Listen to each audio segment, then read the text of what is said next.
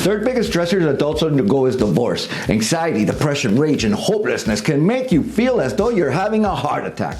The fucked up part is that people usually blame the guy. Then you got alimony, child support, and typically, it's the guy that moves out because that's just what we do.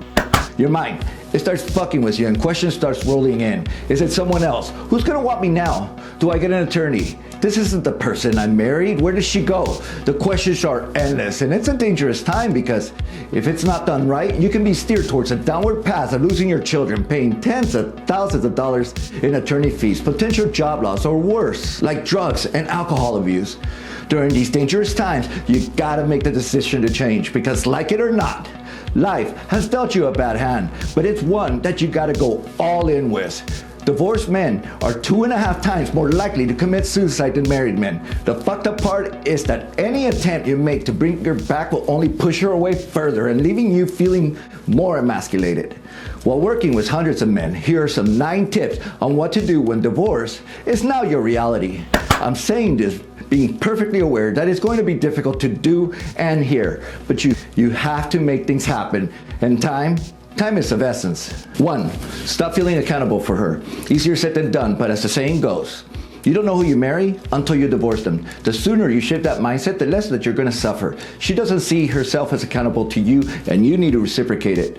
If you continue taking care of her, anything you give or do for her prior to legal separation will not matter in court.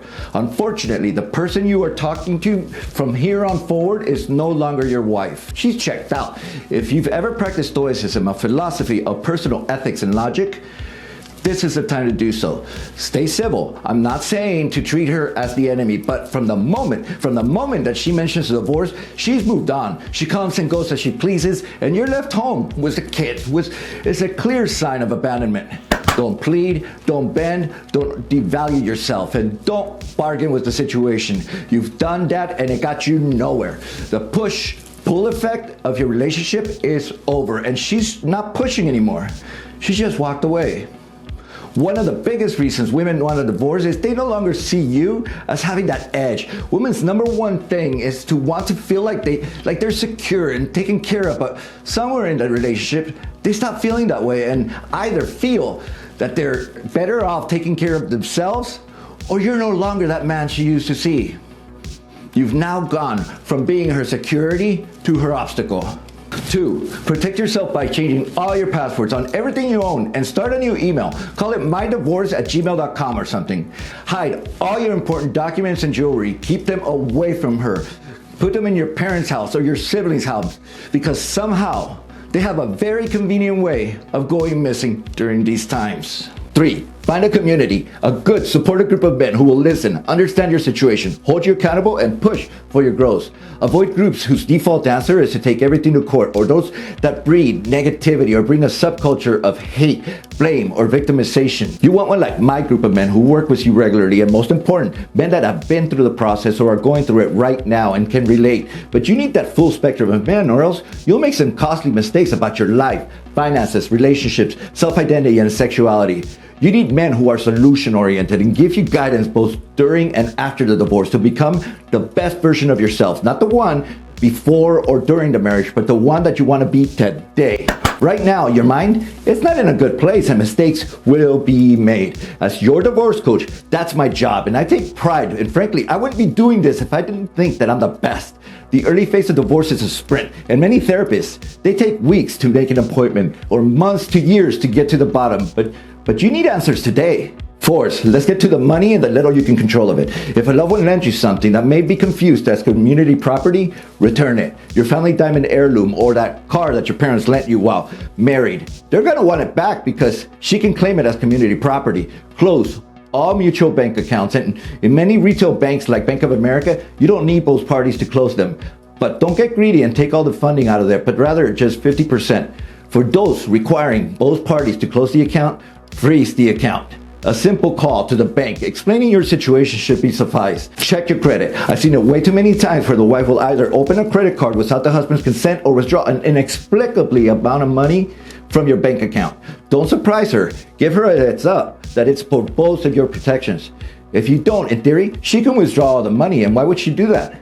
because she can, and depending on the amount and timing of the withdrawal, it may not be worth it, the additional attorney fees to try to get it back. 5. Begin interviewing attorneys. A minimum of 2 with 1 mediation attorney. I get into this in my program, but it doesn't mean that you have to hire them, and that's the problem with many of these men's groups. Everything is about taking them to court, and divorces, they aren't cheap. The average divorce in California costs $18,000 per person alone in attorney fees, but if the divorce is contested, like my first one, that ran just shy of 6 figures. Remember my tip number 2 about changing your passwords. I wish I knew this video or people like me existed, because I didn't think to do that, and my emails, they were getting hacked, only leading to further meetings between my attorney and me. Bring a list of questions to ask, because we tend to ramble and talk about our pain when we're in shock. And attorneys can be expensive therapists. Cross fingers that everything goes through mediation, but you don't know that. You should leave each consultation with a clear plan. You won't know how much alimony or child support will pay, but they can give you a rough idea of how much you'll be paying. When the papers are filed, an automatic temporary restraining order, or ATROS, is going to put into place, thereby restraining any kind of withdrawal of community property, like your 401k. This is probably the one time that if you need to, even your accountant might agree to withdraw from savings strictly for attorney fees. The courts, they have a funny way of understanding this, but make sure that you speak to your attorney first. 6, keep an even more active role in your children's life and document the crap out of everything. Not just in writing, but also video you and your kids by showing them the responsible, loving father that you are, and store them in a secure place. Do not, no matter what, pass on your problems to your children. This is your problem, and as their protector, you must shelter them from this, because they're scared more than you are. Their life is going to change forever. 7, start kicking your own ass and workout. Not just weightlifting, but also some hardcore, high-intensity interval training. HIIT. Right now, your mind, it's anxious, and an anxious mind needs to release this energy through your body, because an anxious mind, it means that you have the potential to do some stupid shit, like have a Facebook pity party on your own private page, or go down that subculture of negativity and angry men. And depending on the supporting group that you have, negativity breeds negativity. And while it's important to feel that way, channel your energy through exercise. You're going to reap the benefits immediately, and a nice side effect is earning that revenge body.